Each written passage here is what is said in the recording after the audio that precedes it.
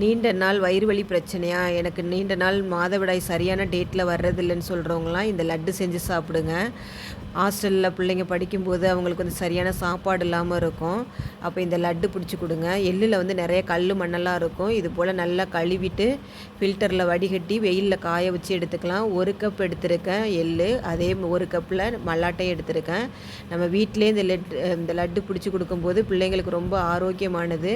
Wait லாஸாக இருக்கிறவங்க கூட இதை சாப்பிட்டோம்னா வெயிட் நல்லா போடும். பிள்ளைங்களுக்கு உடம்புக்கு ரொம்ப ஆரோக்கியமான லட்டெல்லாம் நம்ம வீட்டிலே செஞ்சு கொடுக்கலாம். 4 ஏலக்காய், நம்ம வறுத்து வச்சுருக்கிற மல்லாட்டை தோல் நீக்கி எடுத்து வச்சுக்கலாம்.